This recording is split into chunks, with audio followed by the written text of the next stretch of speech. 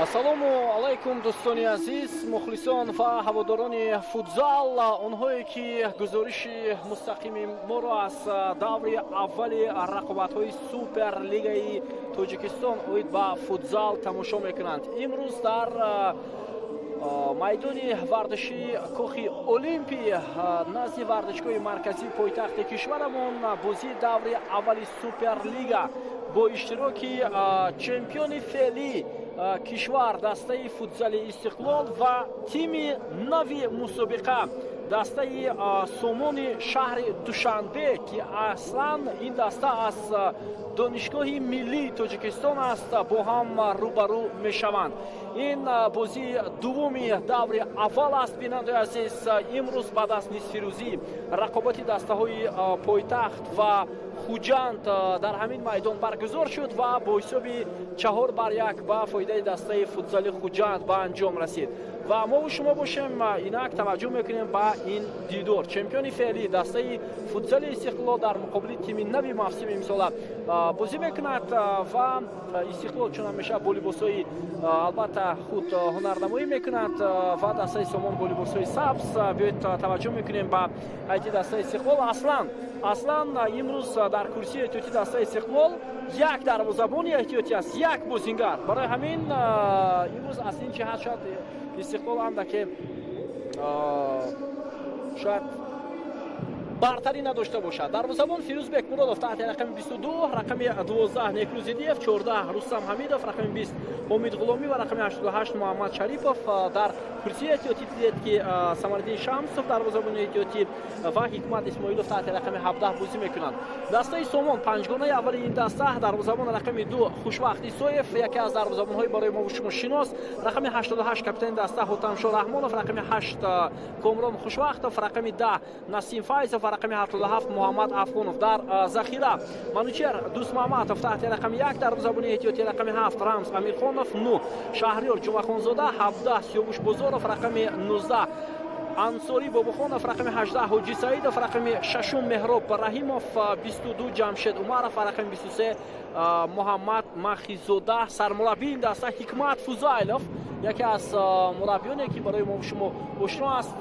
вақтҳои охир Ҳикмат Фузайлов ҳамеша дар дастаҳои гуногуни футболи кишварамон фаъолият кард ва имрӯз мебинем ки ҳоло Мафзуф дар футзал фаъолияти мураббигии худро шурӯъ карда. сармураббии дастаи Истиқлол мураббии гурҷистони Александр Забирадзе аст. ба ӯ Ҳусейн Шодиев ҳамчун ёрдамчии сармураббӣ кӯмак мекунад. Истиқлол бо либосҳои сух бинандаи азиз ва дастаи Сомон аз шаҳри Душанбе тими донишгоҳи миллии Тоҷикистон. ин ҳам аввалин бор аст ки дар таърихи футзали мо як даста аз донишгоҳ аст.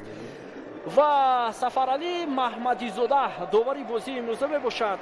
ба ӯ довари дуввум кӯмак мекунад Рашид Саидтабаров, довари эҳтиётӣ Эркин Мадибоев ва Сониясанҷ Иброҳим Қосимов. дар бозии имрӯза ҳама чиз барои шурӯи рақобати дастаҳои Истиқлол ва Сомон омода аст ва мо бесаброна ин рақобатро интизор ҳастем ва дар ин майдон мебинем ки мухлисон ҳам ҳастанд. ман фикр мекунам аксари мухлисон инҳо мухлисони Сомон ҳам ҳастанд, вале мухлисони Истиқлол ҳастанд, аммо мухлисони Сомон ҳам ҳастанд ба хотири он ки ин даста аз донишгоҳи миллӣ аст. ва ҳоло Мирали Шарипов дар экранҳои мо шумо, нобиғаи футзали кишвар ва Некрӯз Али Маҳмадов, Умед Кӯзиев ки инҳо имрӯз дар ҳайати даста нестанд бинобар сабаби осебҳои бардоштаи худ. ҳар дуро коргардон барои мо шумо пешкаш мекунад. Собирҷон Гуляков ҳамчунин инҷо нишастааст ва донишҷӯёни донишгоҳи миллӣ ва ҳамчунин баъзе устодони донишгоҳи миллӣ ҳам фикр мекунам дар ин майдон омодаанд ва тими худро дастгирӣ кунанд дар ин бозии ҳассос ва коргардон якбор онҳоро барои мо шумо пешкаш мекунанд.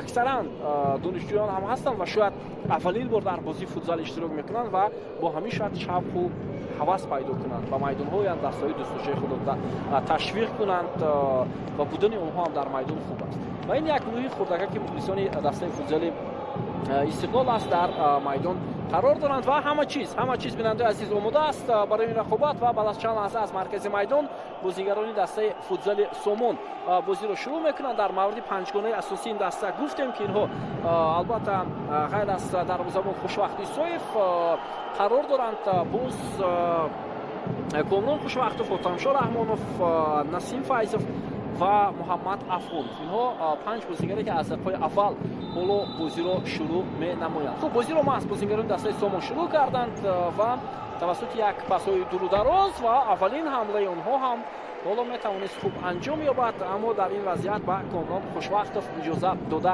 نشد. اکنون با دروازه‌بان پرتجربه فیروز بکمرودوف گل زدن خیلی و خیلی دشوار میافتد از جانب بازیگران دسته سومون، ولی من فکر میکنم در دوام چند ماهی که دسته سومون آمادگی دید اونها فکر میکنم پورا دسته ها رو هم آموختند. اصلا سومون یکی از دسته است که میدان خود رو دارد.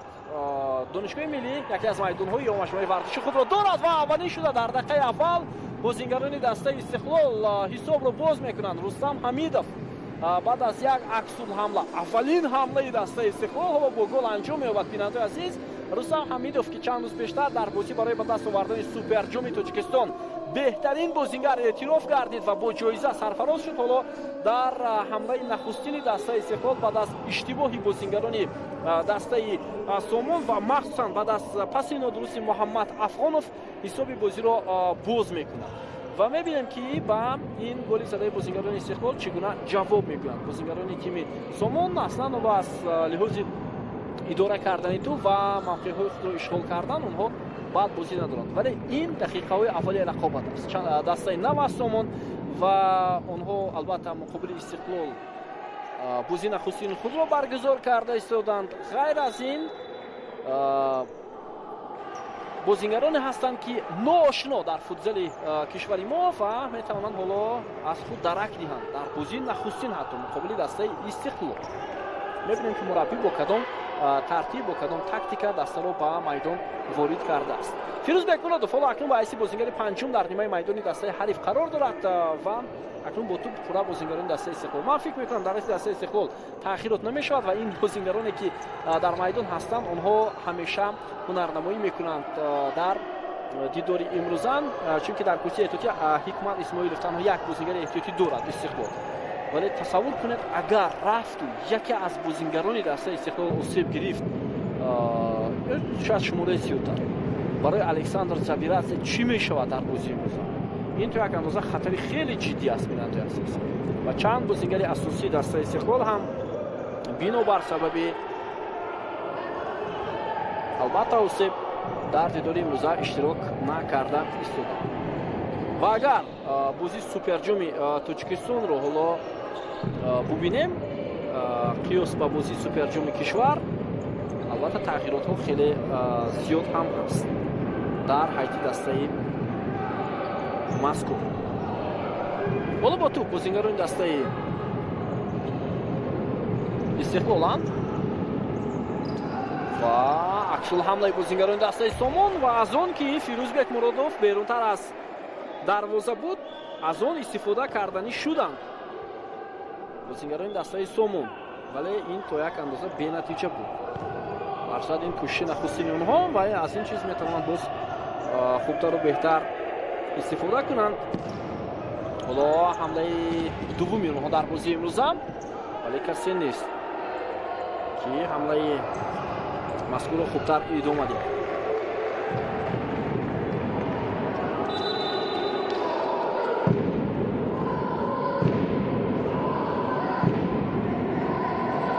گفتم که نظر به بازی سوپر جام تاجیکستان و با فوتزال چند تغییرات در هیئت این دسته یعنی در هیئت دسته استقلال به نظر میرسد. اونجا چند بازیگر هنرنمایی کرده بود که اصلا امروز در کرسی احتیاطی دسته نیست. حالا ضربه جانبی دروازه دسته استقلال روان می شود ولی ضربه بالاتر از میدان بیرون از دروازه بیرون شد. حکمت فوزایلوف مربی فوتبال است ولی می بینیم که امسال حالا باعث سرمربی دسته سومونی دوشنبه فعالیت کرده است و دومین امکانیت و باز هم رستم حمیدov بیننده عزیز شانسی به نهایت خوب داشت.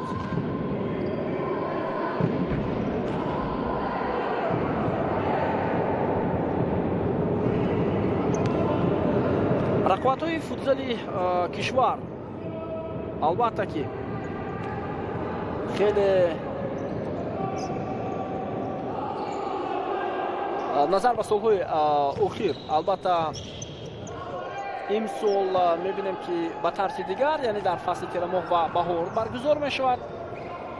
сабаби асосиро масъулин пеш аз ҳама дар ҷамоатҳои таълимиву тамрини тими миллиамон вобаста ба иштирок дар ҷоми ҷаҳонии футзал арзёбӣ карданд тобистони имсол. ва ҳоло хушвақт исоев дар марказ қариби тӯбро аз даст диҳад. имконият барои дастаи Сомон ва зарбаи Фирӯз Бекмуродов хеле баландтар арзёбӣ карданд ва баъдан онҳо тасмим доштанд ки мас чемпионатро аз масалан баҳору тирамоҳ ба тирамоҳу баҳор гузаронанд. тирамоҳ, зимистон, баҳор. ба хотири он ки аксаран бозиҳои интихобии ҷоми Осиё ё масалан ҷоми Осиё дар оғози фасли баҳор баргузор мешавад. то албатта баргузор шудани он бояд чемпионати мо ҷараён кунад ва бозингарон омода бошанд барои даъват ба тими миллӣ. ин то як андоза аз ин ҷиҳат хуб аст, вале ба назари ман аз лиҳози пахши бозиҳо ҳам хуб аст, ба хотири он ки мавсими футбол дар кишвар ҷамъбаст мешавад ва сар карда дар охири масалан фасли тирамоҳ, зимистон ва баъдан баҳор бозиҳои чемпионати футзал ҳам пешкаши бинандаҳо мешавад тавассути шабакаҳои варзишии мо. ин то як андоза хуб аст ва ташвиқ мешавад барои футзали кишвар. ин созгор аст. тамошобинони азиз,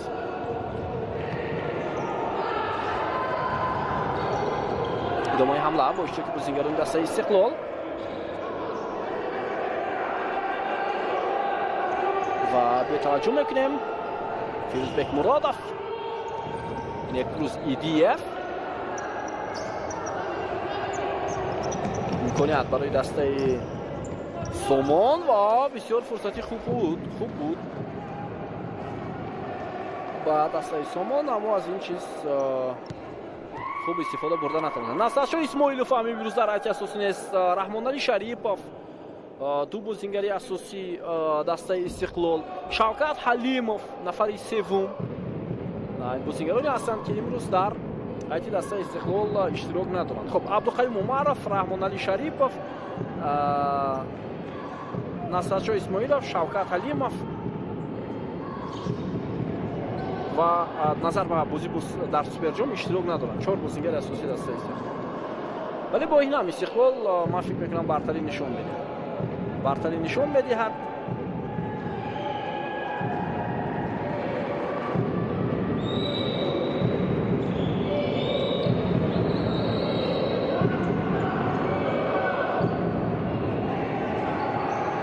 биёед таваҷҷӯҳ мекунем ба идомаи ҳамлаи дастаи Истиқлол. Фирӯз Бекмуродов дар маркази майдон ва зарба бисёр сохт иҷро карда мешавад ҷониби дарвозаи хушвақт Исоев ва дарвозабони дастаи Сомон як сейви бисёр хуб ҳам анҷом дода тавонист дар ин вазъият. бинандаи азиз, Идиев, Бекмуродов, пас ба Некрӯз Идиев, аксол ҳамлаи дастаи Истиқлол, вале туп инҷо ба дасти бозингари Сомон расидааст. ба ҳар сурат ман фикр мекунам инҷо ҳамла идома дошт, барои ҳамин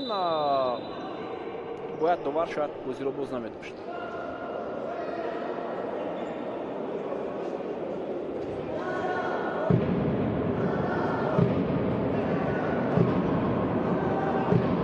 туп дар ихтиёри бозингарони дастаи Истиқлол буд. туп дар ихтиёри бозингарони дастаи Истиқлол буд. зарбаи ҷаримавӣ аст. Идиев ва бисёр комбинатсияи олӣ аз сӯи бозингарони дастаи Истиқлол ва ҳисоб 2-0. хеле бозигузори олӣ.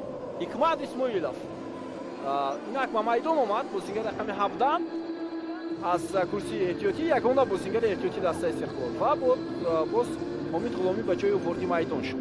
бубинед чӣ гуна зарбаи ҷаримавиро хуб истифода бурданд Некрӯз Идиев, баъдан паси Рустам Ҳамидов ва Ҳикмат Исмоилов туби дуюми дастаи Истиқлолро ба дарвозаи дастаи ҳарифон равон кард.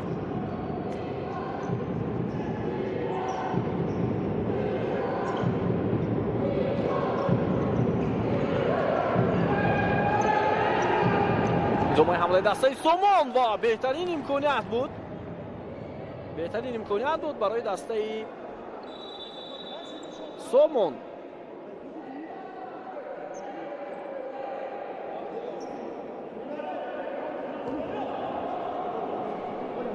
зарбаро иҷро кард бозингари рақами 7 Рамз Амирхонов. ҳоло довар инҷо ишора мекунад. қоидаи бозӣ вайрон шуд муқобили Рустам Ҳамидов. бозингари рақами 9 ки аз курсиёи тӯтӣ ба майдон омад, Шаҳриёр Ҷумъахонзода ва хато роҳ медиҳад. таваҷҷӯҳ мекунем. на, дар вақти зарба иҷро кардан ба пӯи бозингари дастаи Сеҳол расидааст.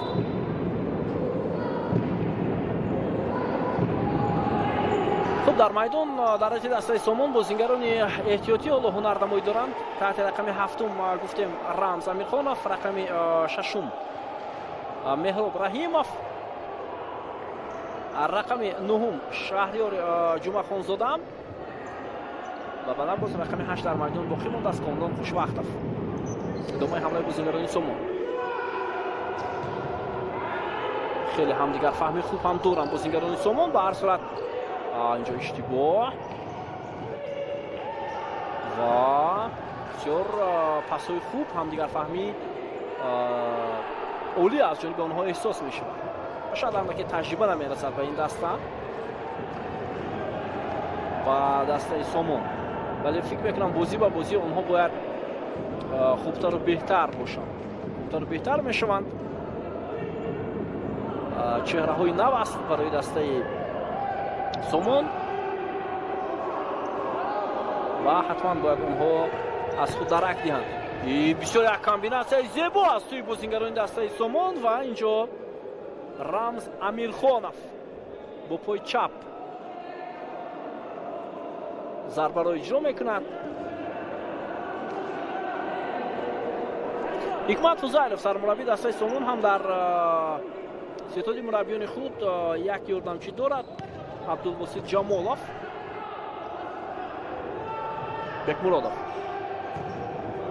мартоби баланди Фирӯз Бекмуродов, тӯб аз болои дарвоза баландтар берун мешавад.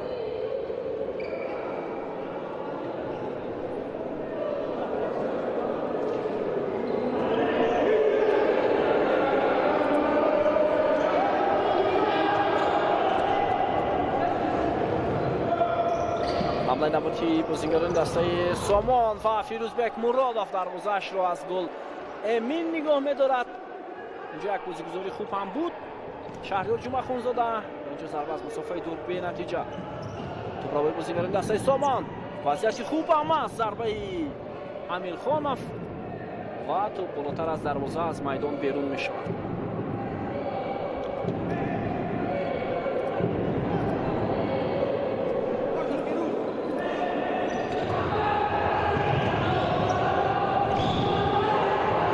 имконияти идома додани ҳамла ҳаст.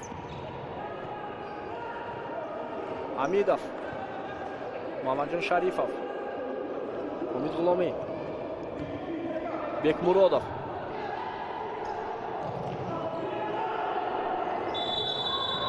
ва аз 4 сония гузашт. дар ихтиёри худ нигоҳ доштани тӯб аз ҷониби дарвозабони дастаи Истиқлол. хуб, имсол бояд мусобиқа андаке ҷолибтар баргузор шавад назар ба солҳои гузашта. ва ба хотири чи аст бинандаи азиз? зеро шумораи дастаҳо хеле ва хеле зиёд ҳастанд. гузашта аз ин рақобатпазирӣ бояд пайдо шавад. на танҳо инҷо Истиқлолу Соро бояд рақобат кунанд ва як имконияти бисёр хуб. бояд рақобатпазирӣ зиёдтар шавад. Сипар дубора баргашт, хуҷанд ташкил шуд. хуб, дастаҳои дигари боқӣ монда ҳастанд ки онҳо бояд аз худ дарак диҳанд. аз ҷумла Истаравшан, хуб, дастаи Амонат Бонк, дастаи шаҳри Турсунзода ки аслан пештар номҳои Самандарро дошт, ҳоло номи Регарро гирифтааст. Регар аз шаҳри Турсунзода ва бояд ин дастаҳо хубтару беҳтар бозӣ кунанд. хуб бозии нахусти даври аввал миёни дастаҳои соро ва тими амонатбонк баргузор шуд дирӯз бо ҳисоби 6-2 соро ғалаба ба даст овард. амонатбонк ҳам ҳайати бисёр хуб ҷамъ кардааст. масалан болотар ишора кардем ки бозигароне ки дар собиқ дар дастаи истиқлол бозӣ мекарданд, некрӯз Али Маҳмадов, Умер Кузиев ҳоло дар тими амонатбонк ҳастанд. баъдан бо имконият барои дастаи Сомон ва лаҳза ба лаҳза бозигарони Сомон имкониятҳо ба миён оварда истоданд. некрӯз Итиев ҳоло андаке осеб гирифтааст ва баъдан ба айти дастаи амонатбонк боз собиқ бозигари дастаи соро Насим Шарипов ҳамроҳ шудааст. хуб онҷо Собир Гуляков ҳамроҳ гардидааст ва боз бозигарони бо таҷриба даъват гардидааст. тими амонатбонк ҳам як тими хуб ҷамъ овардааст, аммо натиҷаҳо ҳатман ба даст доданд ва имконияти бениҳоят олӣ буд ба фоидаи бозигарони дастаи Сомон. Муҳаммад Афғонов буд ки аз масофаи дур зарба зад, вале тӯб аз паҳлӯи дарвоза аз майдон берун шуд. бозигари рақами 19-ро довар ба назди худ мехонад. ин нафар Ансори Бобохонов аст.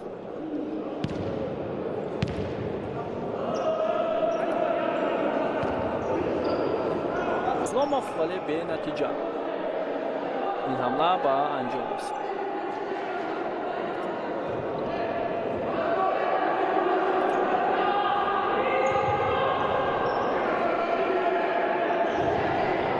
фурсати навбатӣ барои дастаи Истиқлол ва хушвақти Соев ҳам ҳоло аз худ бояд дарак диҳад. собиқ дарвозабони дастаи Соро мавсими гузашта дар поёни мавсим вақте дарвозабони асосии дастаи Соро аз тим рафт ва тимро дар ҳолати ногувор овард, хушвақти Соев дарвозабони асосӣ буд.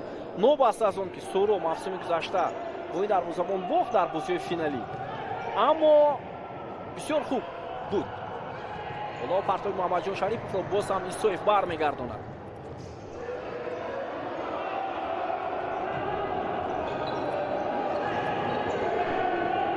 идомаи ҳамлаи бозингарони дастаи Сомон ва тӯбрабоӣ аз сӯи бозингари тими Истиқлол. зарбаи ҷаримавӣ некрӯз Идиевро аз пой меафтонад. бозингари тими Сомон ва корти зард ҳам бояд гирад. Муҳаммад Афғонов бале бо корти зард ҷазо дода мешавад. бозингари рақами 77.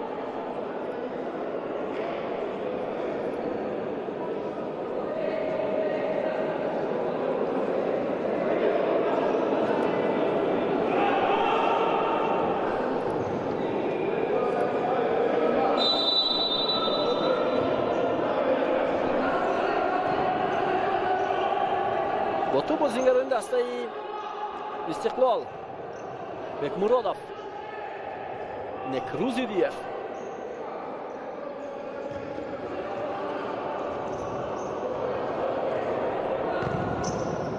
даҳ дақиқаи бозӣ пушти сар шуд. ҳоло зарбаи хушвақти Соев ҷониби дарвозаи Фирӯз Бекмуродов, аммо зарба баландтар рафт.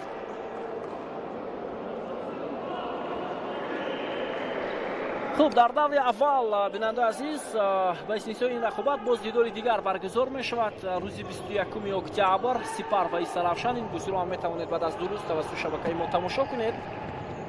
имконияти навбатӣ барои Истиқлол Муҳаммадҷон Шарифов буд ва инҷо маълум мешавад ки хато кардааст муқобили дарвозабони дастаи Сомон.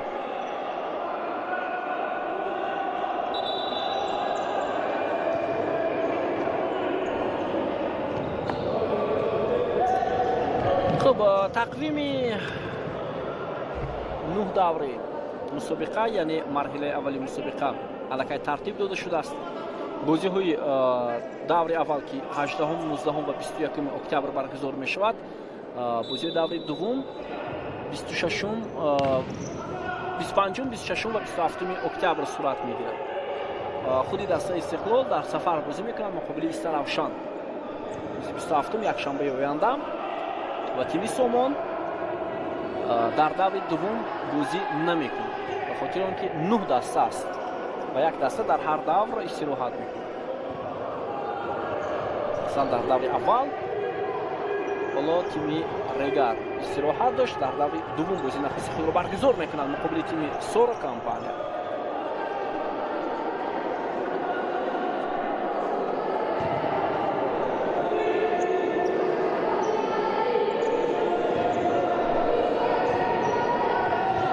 بکمرودوف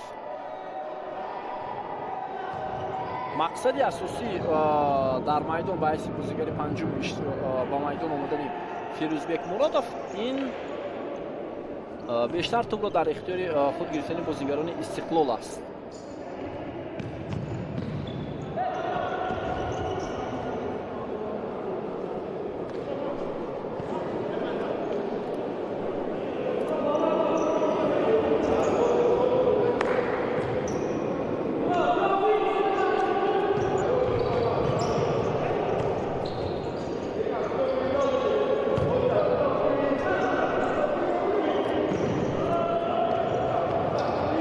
محمد جان شریفов ادامه حمله دسته استقلال فرصت برای آنها و پس هم جانب غلامی بود حمید غلامی اما تو باز بازیگران دسته سامان نگذاشت.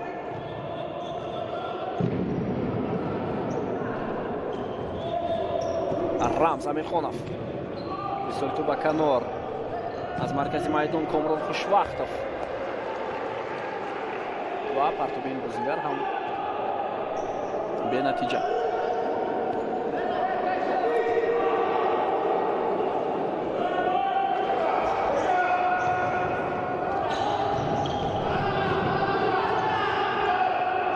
ایدیف خیلی تیز کار میکنن بازیگران استقلال، خیلی زیاد حرکت کرده ایستادن.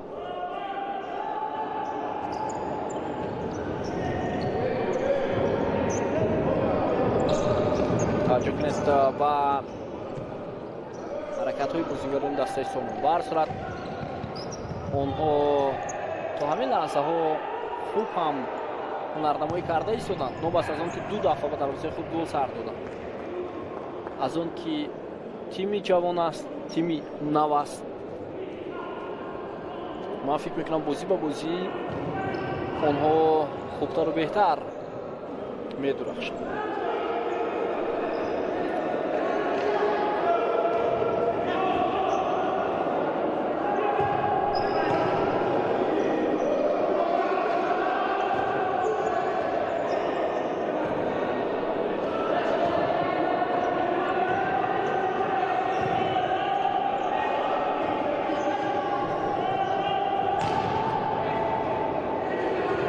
اسلام حمیدov فیروزبک مرادov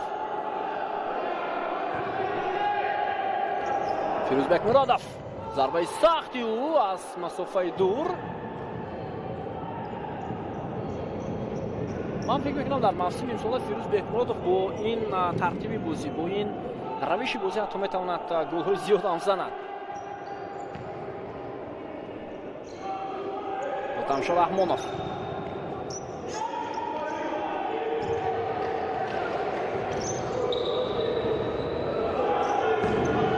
ادامه حمله دسته سامان به نتیجه خوشوقت سایف کامران خوشوقتov امید غلامی مبارزه برد با این بوسینگر و فرصت برای دسته سامان. بهترین امکانیت بود برای رمز امیرخانov اما از این امکانیت خوب استفاده برده نتوانست. ضربه حاتمشاه رحمانov ولی دروازه‌بان فیروزبک مرادov توپ را داشته میگیرد.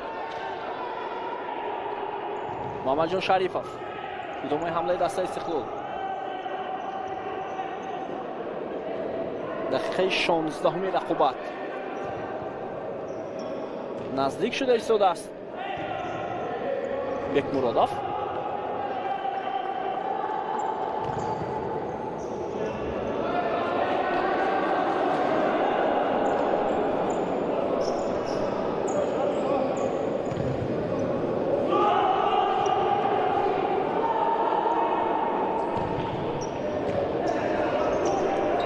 متوجه میشویم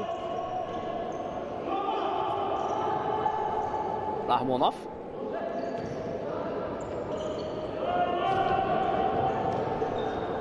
Ramz Amirxonov. Bola ba hamla hamroh meshavad Muhammad Afg'onov. Idomai hamlaи dastаи Somon va fursati bisyor khub baroyi тағйир додани ҳисоб. Имконат ҳаст. Агар мо гӯем ки имконат нест, хато мекунем. Имконат ҳаст барои бозингарони Somon. онҳо бояд аз ин фурсат истифода баранд. танҳо дар лаҳзаҳои охирин шояд таҷриба намерасад барои ин даста. бозигузори бозингарони Истиқлол. Рустам Ҳамидов ҳаракат кард ва инак зарбаи кунҷӣ. ҳоло сармураббии дастаи Истиқлол Александр Забирадзе тайм-аут мегирад.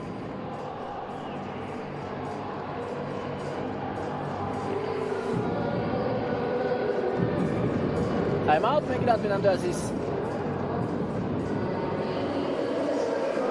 ва мебинем чӣ гуфта метавонад дар ин як дақиқае ки барои ӯ вақт ҷудо шудааст. зарбаи кунҷӣ аст. аслан мураббиён дар ин гуна ҳолат бештар тайм-аут мегиранд ки аз зарбаи кунҷӣ як бозигузорӣ анҷом диҳанд, натиҷаро тағйир диҳанд.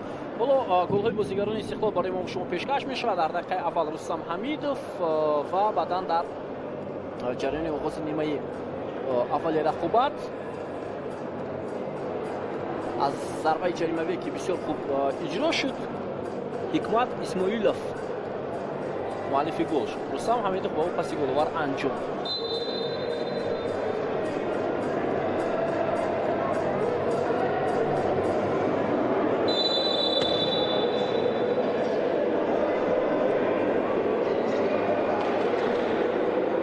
хуб, аслан дастаҳои футзале ки дар чемпионати Тоҷикистон бозӣ мекунанд, қисми зиёди онҳо майдон доранд. ин майдони асосии дастаи футзали Истиқлол аст.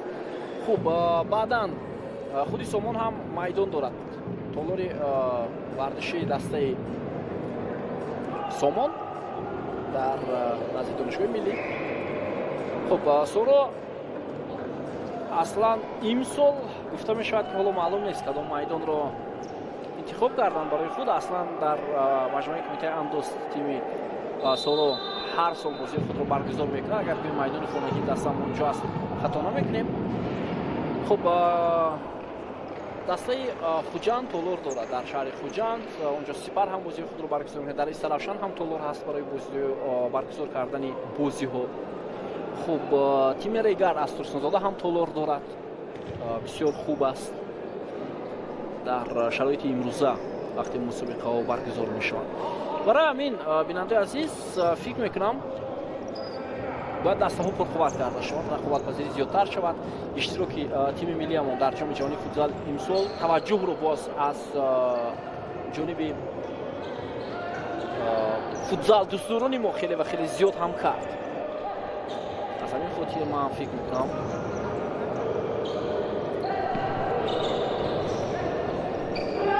бояд дастаҳои футзал ҳам хубтар рушд кунад. ва дастаи амонатбон ки инак соли дуввум ё сеюм аст дар Суперлигаи Тоҷикистон бозӣ мекунад, бисёр шароити хуб ҳам дорад, чун ин даста аз бонк аст. ва боз чанд бонкҳои дигар дастаҳои футболи хурд доранд ва онҳо агар боз дар сатҳи профессионалӣ ё касбӣ дастаи футзал шаванд, ин ба рушди футзали мо таъсири бисёр хуб мегузорад.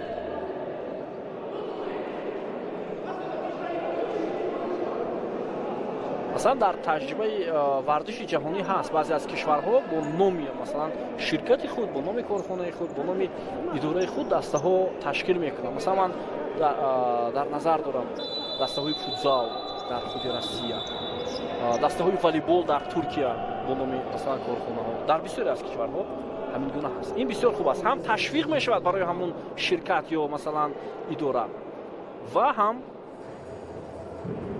таваҷҷӯҳи онҳо хуб мешавад ва ин ё он намуди варзиш. ҳоло Ҳикмат Фузайлов тайм-аут мегирад бинандаи азиз.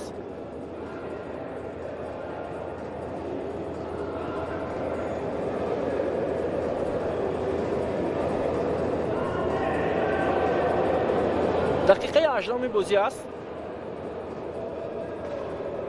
аввалин бор сармураббии дастаи Somon тайм-аут мегирад ва фикр мекунам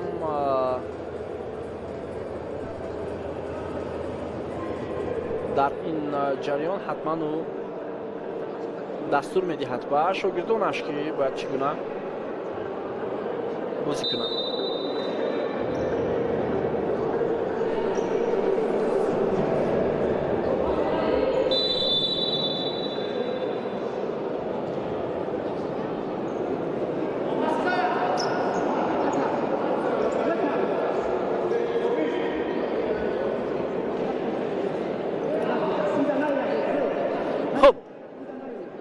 Аут ба фоидаи бозигарони Сомон.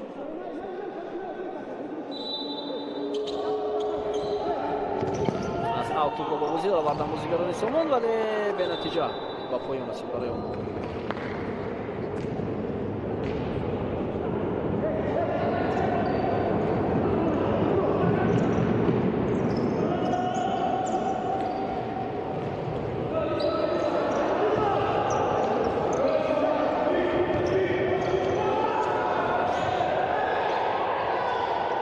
Рустам Ҳамидов фолоити роз мекунад.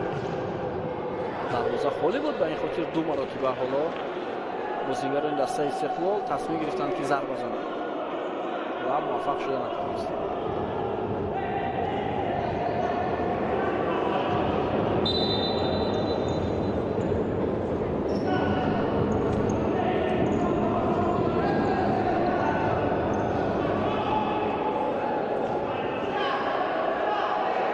ҳисоб 2-0 ба фоидаи Истиқлол аз 2 дақиқаи дигар то фарҷоми нимаи аввали бозӣ боқӣ мондааст.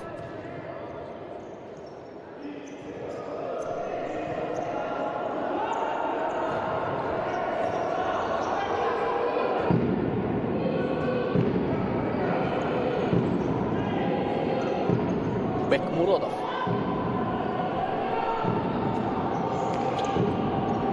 ҳамлаи навбати бозигарони Истиқлол. Рустам Ҳамидов, Фирӯзбек Муродов. хеле зиёд туп дар ихтиёри бозигарони Истиқлол. Некрӯз Идиев. имконият нашуд барои ӯ, вагарна омода буд барои нишон гирифтани дарвозаи дастаи Сомон.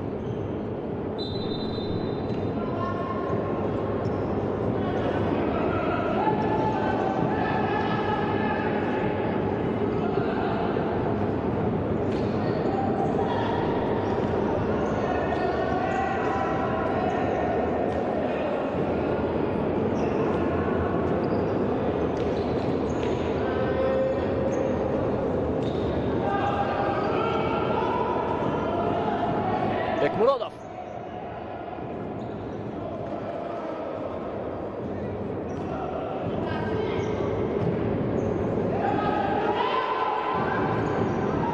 ҳамеша туп ба зери назорати худ гирифта истодан бозигарони Истиқлол. инҷо ҳам паси дақиқ идомаи ҳамлаи дастаи Истиқлол. Муҳаммадҷон Шарипов. ва бубинед қариб 2 дақиқаро бо идора кардани туп ба манфиати худ ҷамъбаст мекунанд бозигарони Истиқлол. аксул ҳамлаи дастаи Сомон ва инҷо зарба андаке хато рафт, вагарна имконияти тағйир додани ҳисоб буд. вақти асосӣ дар нимаи аввал поён меёбад. бинандаи азиз, бубинед чӣ гуна имконият буд, аммо зарба андаке хато рафт.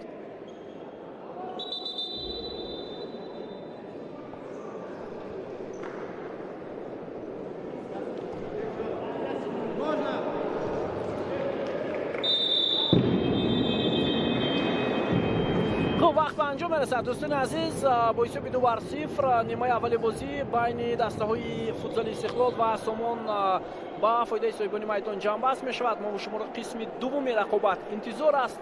ҳисоб 2-0 Рустам Ҳамидов ва Ҳикмат Исмоилов ду голи дастаи Истиқлолро ба ҳадаф расониданд.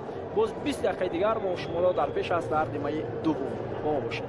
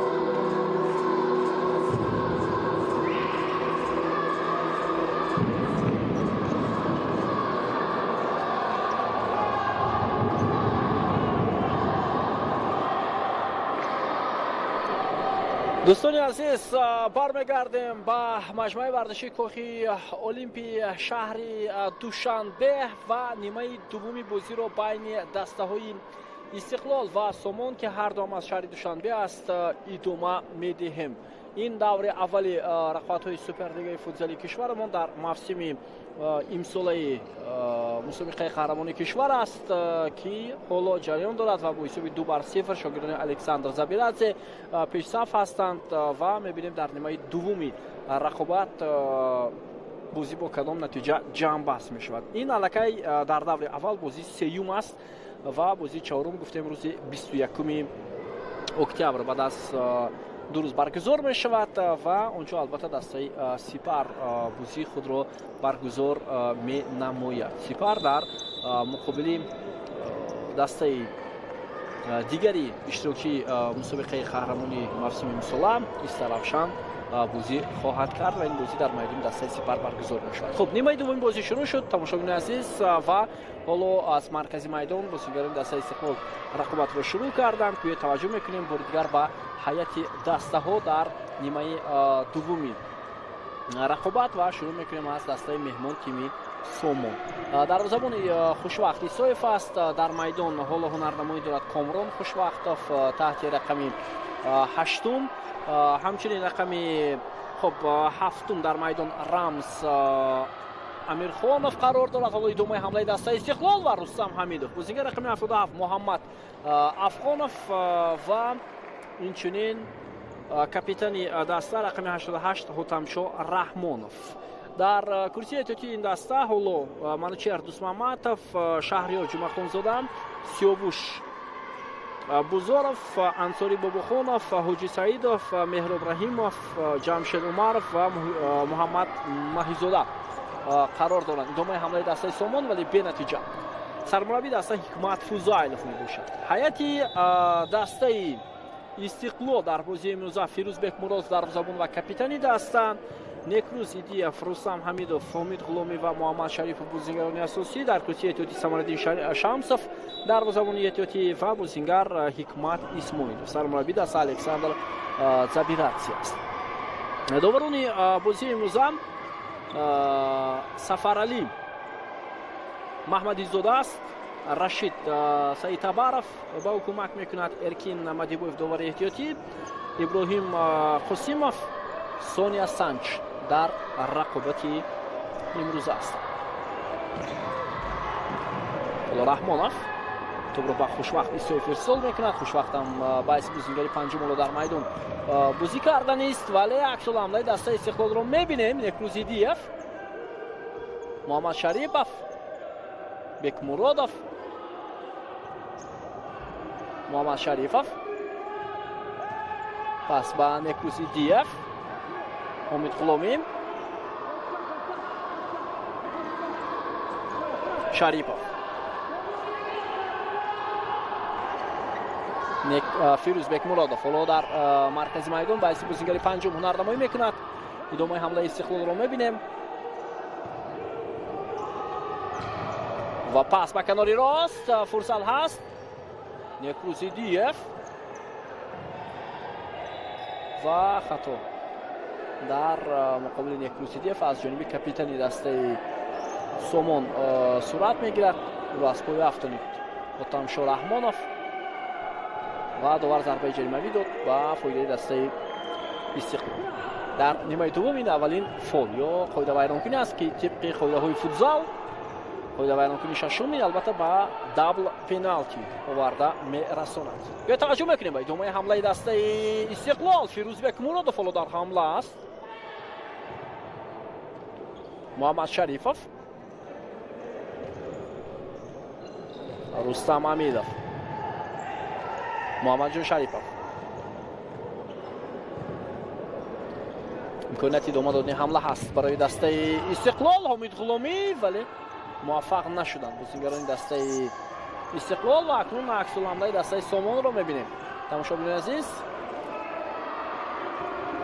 اگر استقلال با این شماره کمی بازیگران در مقابل دسته های دیگر بازی میکرد خیلی دشوار میافتاد. در دوره اول و اکنون میبینیم در دور دوم آنها چگونه بازی خود را برگزار میکنند. یک هفته پس با استرافشان در سفر. ما در دور دوم هم بازی جالب رو ما انتظار هستیم. خود استرافشان استقلال، خوجند سپر، ریگر سورو بازی خیلی جالب هستند.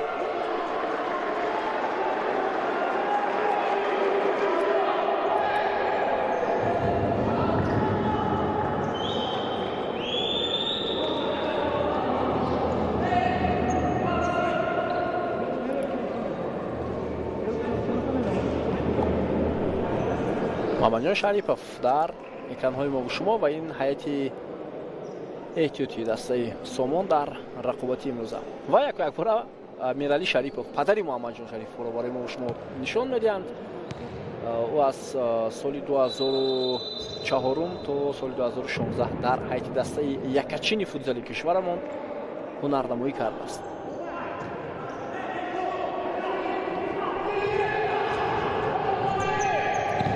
ضربه نوبتی و اینجا بسیار ضربه سخت بود از جانب رستم حمیدов.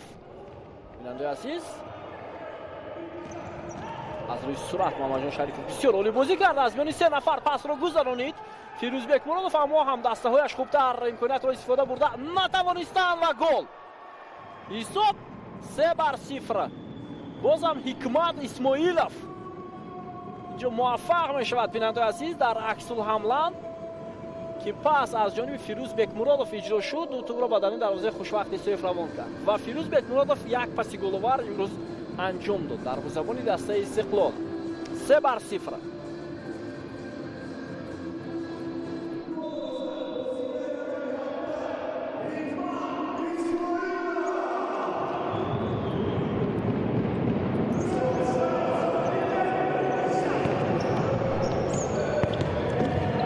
بسیار حالت خفناک برای خوشوقتی سویف.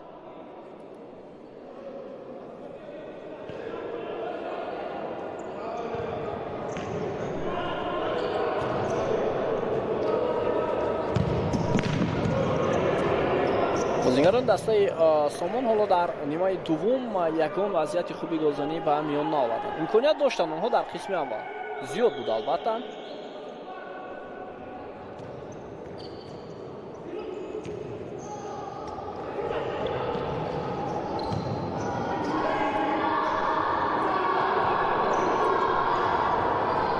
ادامه حمله دسته استقلال. باز یک امکانیت دیگر هست برای صاحبان میدان رستم حمیدov و این دفعه تو با یک دستش به پای کامران خوشوقتov از میدان بیرون می شود.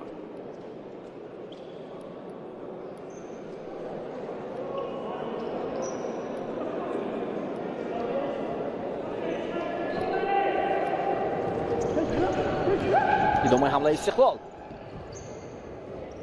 اما به نتیجه اما این جمع بس می شود و بیاید اکنون توجه میکنیم به فرصتی که برای دسته استقلال بود.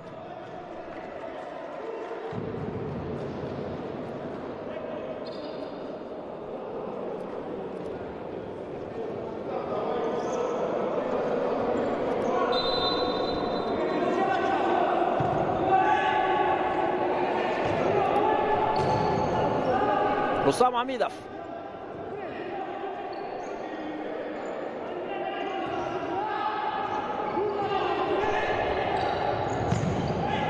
فیروزبک مرادov حالا باعث بازیگر پنجم باز هم مثل پیشین هنرنمایی نموده ایستاده است. نیکروزیدیف ضربه ساختی نیکروزیدیف ولی خوشوقتی سویف این ضربه را برمیگرداند. یک ضربه خیلی هم سخت جانب دروازه دقیق بود اما اونجا در دروازه‌بان بلکه بازیگر محمد جان رستم حمیدov قرار داشت. برای همین ضربه خوشوقتی سویف به نتیجه و پایان رسید.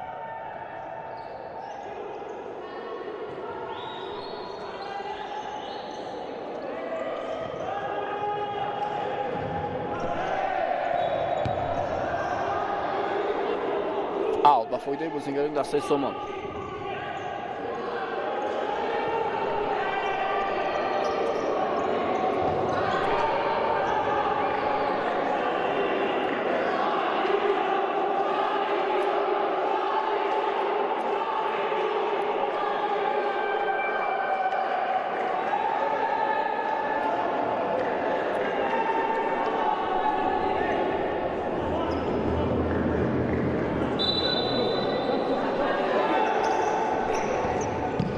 идомаи ҳамлаи дастаи Истиқлол, мубориза дар канори майдон. Ҳикмат Исмоилов тӯб аз майдон берун мешавад. аут ба фоидаи бозингарони тими Истиқлол аст.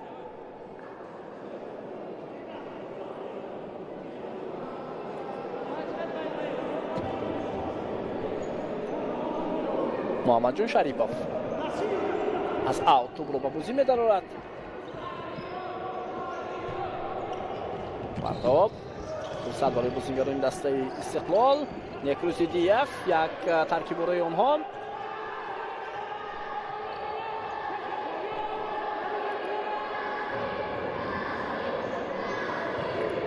соли гузашта Истиқлол дар силсила бозиҳои суперлигаи Тоҷикистон, силсила бозиҳои финалӣ бар ҳарифи асосии худ тими Соро дастболо шуд. бисёр як бозии хуб хотирмонро ҳам Соро ва ҳам Истиқлол ба намоиш гузоштанд. дар ниҳояти кор пирӯзии натиби дастаи Истиқлол гардид. идомаи ҳамлаи фулбозони Истиқлол ва чӣ гуна бозигузорӣ буд. хушвақти Соев инҷо зарбаро бармегардад, аммо тӯбро гирифтанд бозингарони Истиқлол. дубора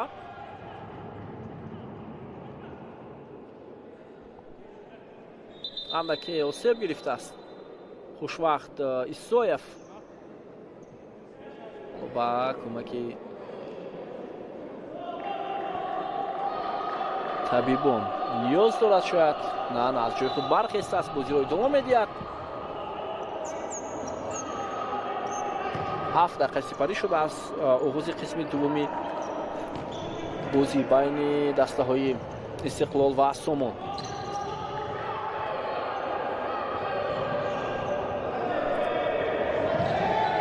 ҳамидов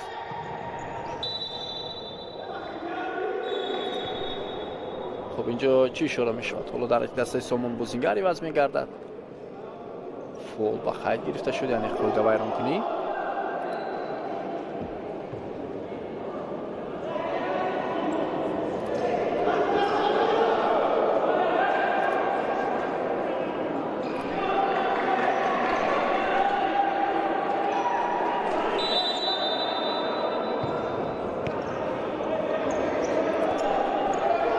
Шахт Исоев тӯб дар ихтиёри бозингарони дастаи Сомон.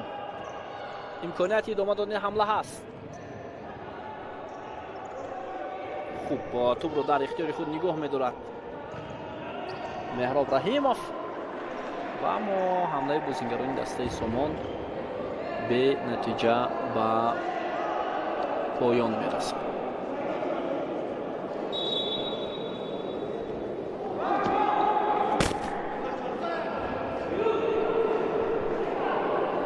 خب به هر صورت برای استقلال با این هیئت خیلی کم در بازی امروزه هر حسابی که میتواند غلبه را تامین کند برای آنها مهمتر است. هر حسابی که نباشد و البته حسابی که با غلبه باشد برای این دسته.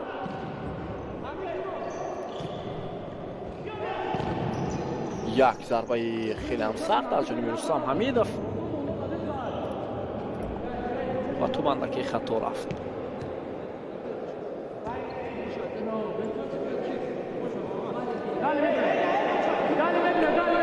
در سوپرلیگ کشور هر قدری که دسته ها زیادتر کرده شوند بازیگران صاحب استعداد زیادتر کشف می شوند. اینچنین رقابت پذیری خوبتر می شود. مثلا حالا می تواند دسته دیناموی وزارتکارهای داخلی اشتراک میکرد، می توانست 100%. تیم واویلون می توانست اشتراک کند چون که اقتدار دارند این دسته ها. تیم اوریون بونگ که در سوپرلیگ بازی کند بسیار خوب هم هست، اما باید تصمیم گرفته شود و اشتراک خود را در مسابقه قهرمانی فوتبال کشور تصدیق کنند چون این دسته ها.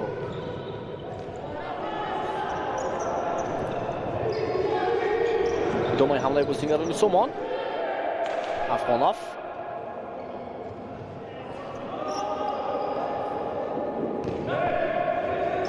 رحیموف خواست ضربه زدن ولی موفق نشد. بازیگران سومان حالا حمله را ادامه میدهند.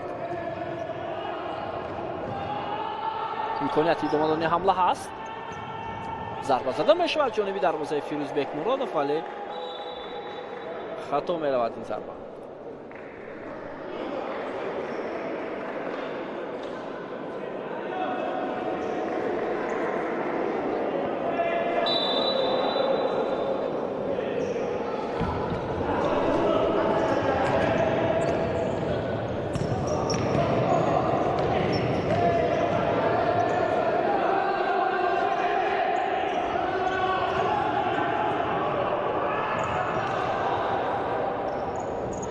برای بازیگران دسته سامان ولی به نتیجه اکنون بازیگران استقلال میتوانستند حمله ایجابی خود را انجام دهند، باز هم موفق نشد.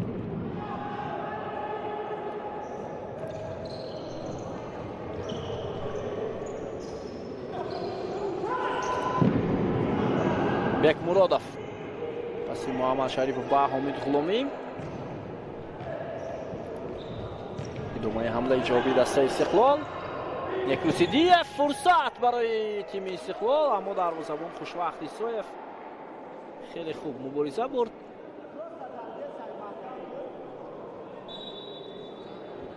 ва ин ҳолатро бартараф кард. Бекмуродов инчо зарба буд, аммо дар ин лаҳза Ҳикмат Исоев метавонист зарбаро бо сар вориди дарвоза кунад.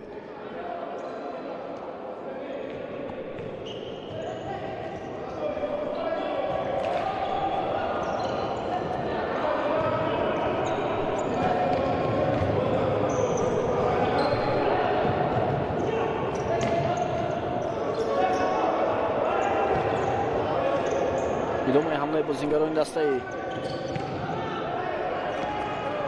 سامان و نقطه نهاییش باز هم چندان خوب انجام نشد.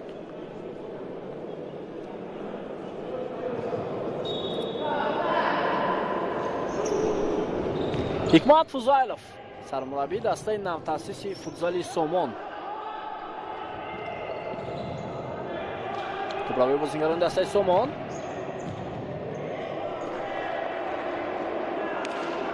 هر نتیجه‌ای که در بازی امروز میشود بسیار نتیجه کلانتر. مثلا بعد دسته سامان احسن هم گفتن در کور است، چون که دسته مذکور اولین بار تشکیل شد، اولین بار در سوپرلیگ تاجیکستان اشتراک میکند و این تجربه نخستین است. گذشته از این آنها مقابل چمپیون‌های فعلی مملکت بازی دارند. استقلال که بعضی از بازیگران تجربه بازی را در تیم ملی فوتبال کشور دارند.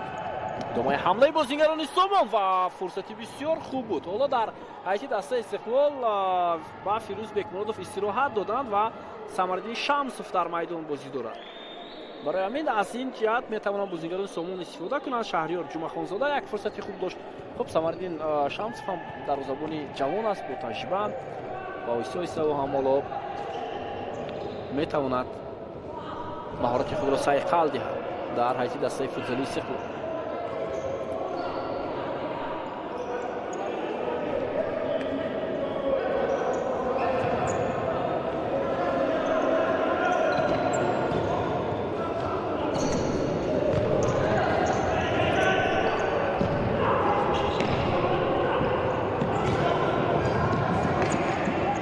کاپیتانی دسته سامان Отамшо Раҳмонов дар ин вазъият бисёр хуб ҳунарнамоӣ карда тавонист.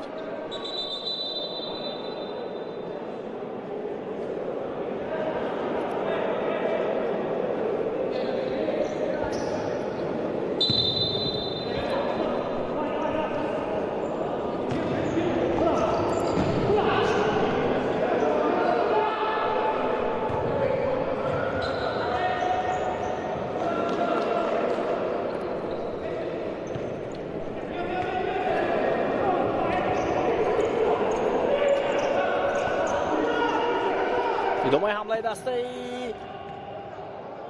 سامان. Хушвақт Исоев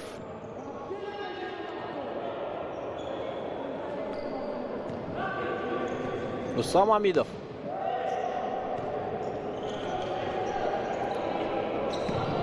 دقیقه 13 بازی خیلی اوج بلند میگیرد.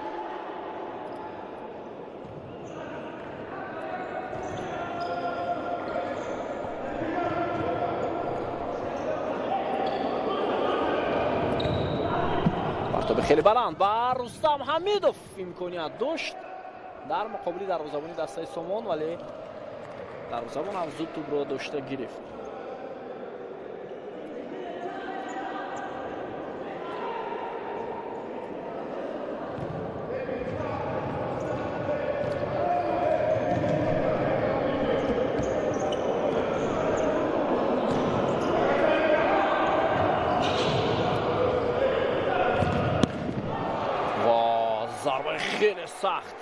خیلی ضربه سخت اجرا کرده می شود سمرالدین شمسов.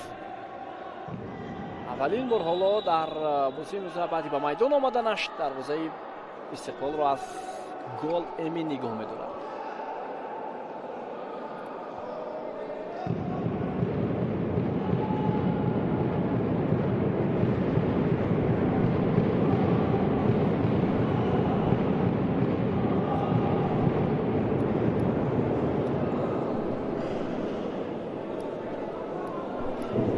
رستم حمیدوف که در قسم اول هم چند مرتبه آسیب برداشته بود، حالا باز آسیب گرفته است و او کمک میرسانند. امیدوار هستیم که حالت رستم حمیدوف خوب است و میتواند بازی رو ادامه دهد.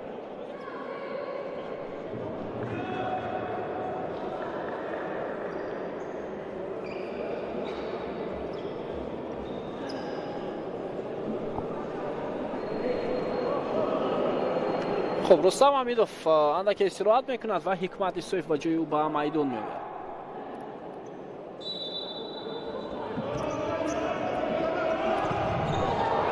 ضربه زده میشد از مسافه دور.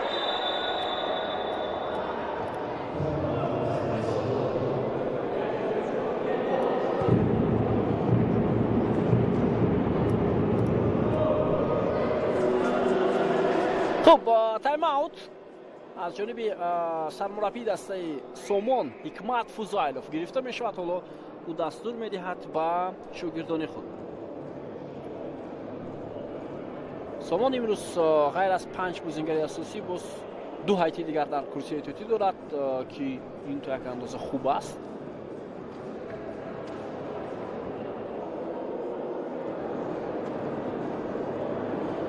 و بازی به بازی باید نتیجه این دسته هم خوبتر و بهتر شود. این همان امکانیتی که فیروزبک مرادوف توپ رو با حکمت اسماعیلوف روان کرد و بازیگر رقم 17 استقلال توپ رو با در این دروازه خوشبختی سیف وارد کرد.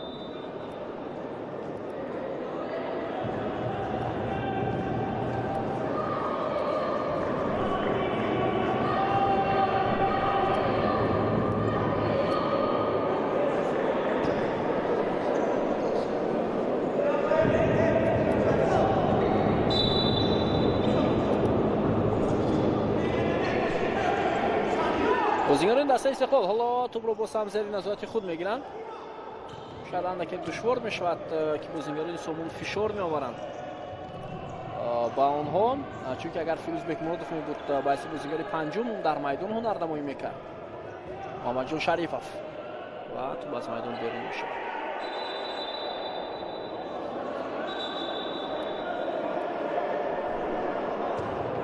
محمد جان شریف حالا کارت زرد میگیرد برای دعوایش با دوام.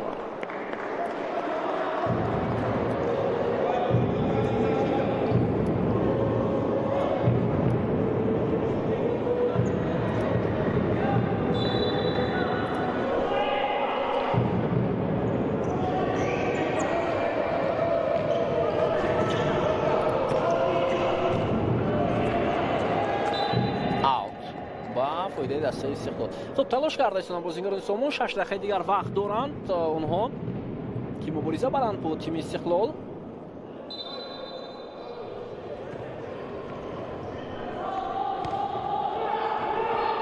حالا شمسوف هم باعث بازیگر پنجم در میدان هنردمایی میکند امکانیت ادامه دادن حمله بود برای بازیگران استقلال، ولی پس رستم حمیدوف رو گرفت بازیگر سامان و امکانیت برای دسته استقلال و گل 4-0. رستم حمیدوف پس گل‌آور با حکمت اسماعیلوف انجام می‌دهد خطریک در اجرای بازیگر رقم 17 دسته استقلال حکمت اسماعیلوف.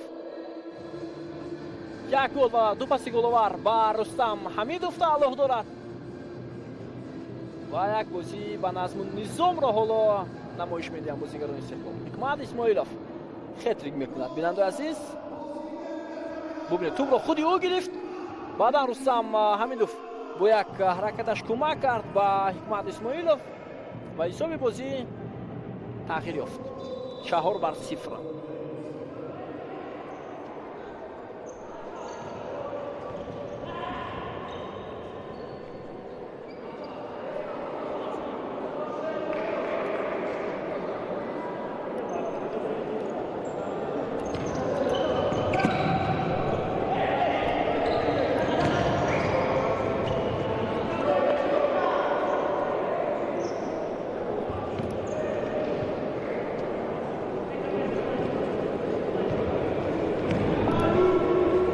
اکنون برای دسته سامان باز دشوار می شود تماشاگران عزیز، زیرا شماره گل ها زیاد شد، خیلی دشوار هم می شود، اما آنها باید بازی خود را به نمایش گذارند، خوبه خود را سنجند، قدرت خود را نشان دهند، تجربه کسب کنند.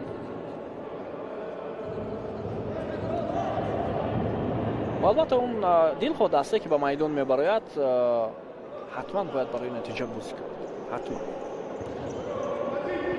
ادامه حمله بازیگران سامان.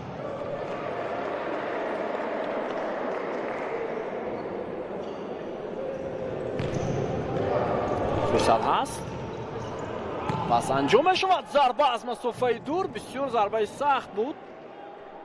رمز امیرخانов معذرت.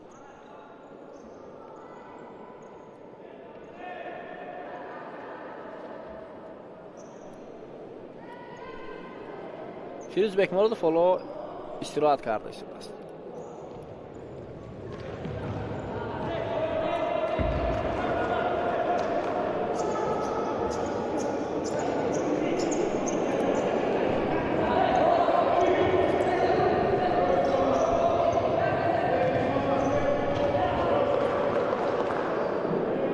دقیقه 16 رقابت، زیاده از 4 دقیقه دیگر تا فرجام این بازی باقی مانده است. حساب 4-0 با فایده دسته استقلال. و گفتیم که استقلال با البته حیات نوپورا امروز هنرنمایی کرده است. در میدان 4 نفر بازیگر باشد، تنها یک بازیگر دیگر است که اونها رو عوض میکنه. بعداً یک دروازه‌بان اساسی و یک دروازه‌بان احتیاطی.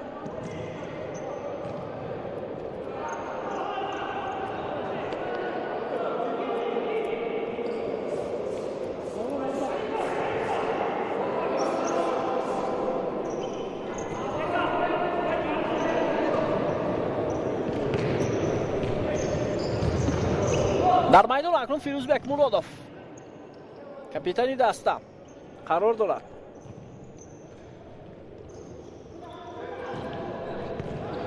کناتی بسیار خوب هم بود. به توجه میکنیم با فرصتی که بازیگران دسته سامان داشتند.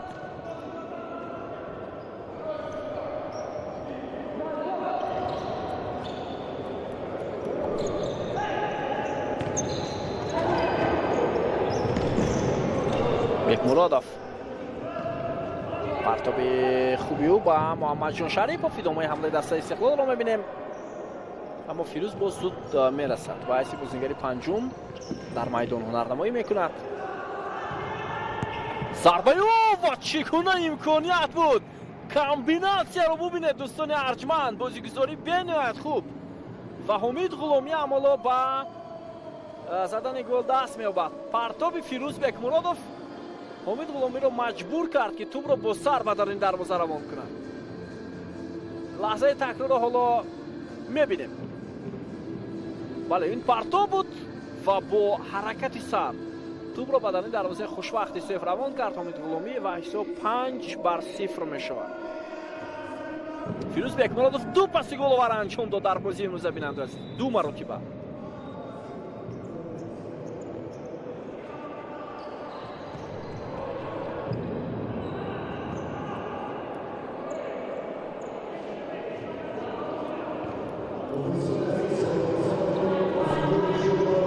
ادامه حمله بازیگران دسته سامان اما به نتیجه است. یاده از 2 دقیقه دیگر وقت است. 25-0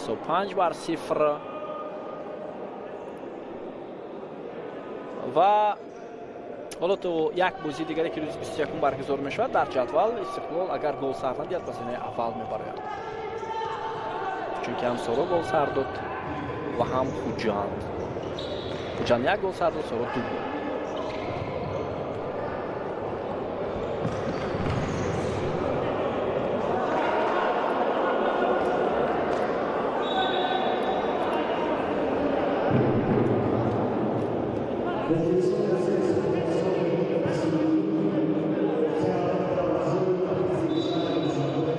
خب در میدان باز دروازه‌بان دومی دسته است. فیروز بکمرودov لا استراحت میکند.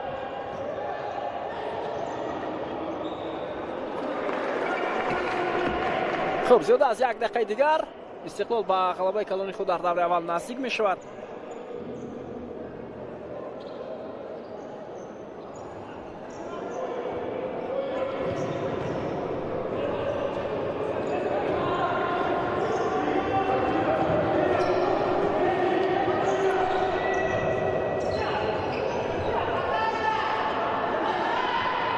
افغانов با او اجازت نداد.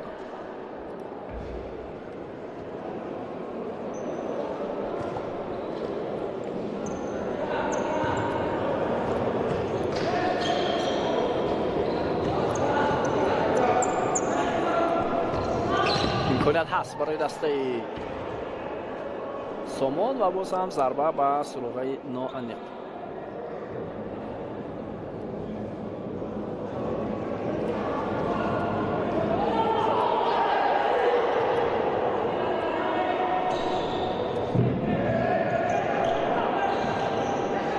توجه میکنیم به ادامه حمله بازیگران دسته سامان و نزدیک بودند که اونها دروازه استقلال را رخ نکنند، اما ثمرالدین شمسوف حرکت کرد و این ضربه بازیگر دسته سامان را برطرف کرد.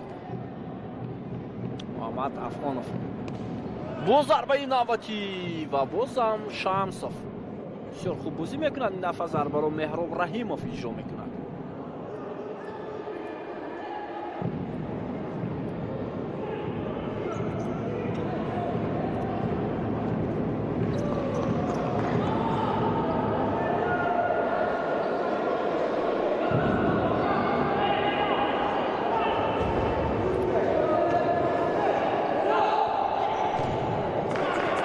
خب ثانیه‌ها به شمار باقی مانده است بیننده عزیز. ثمرالدین شمسوف حالا بازیگذاری میکنه بازیگران استقلال و نه گل حساب کرده نمیشود. گل ششمی دسته استقلال حساب کرده نمیشود به خاطر اون که وقت به انجام رسیده بود. 5-0 استقلال پیروزی به دست می آورد در دور اول مقابل دسته نفت تاسیس فوتزال دانشگاه ملی تاجیکستان با نام سامان و غلبه استقلال با خطریکی حکمت اسماعیلوف و همچنین گل‌های رستم حمیدوف با پایان می‌رسد و همچنین حامد غلامی و استقلال با سطر جدول میبرد تو بازی دوره اخیر. بیننده عزیز گزارش مستقیم ما به انجام میرسد از کاخ المپی شهر دوشنبه از بازی دوره اول سوپر لیگ فوتبال کشور با اشتراک دسته‌های استقلال و سامان. بابا خالمازاده بودم که این بازی رو براتون شرح دادم. تو گزارش‌های نوبتی صحتمند و پیروز باشید. خیر.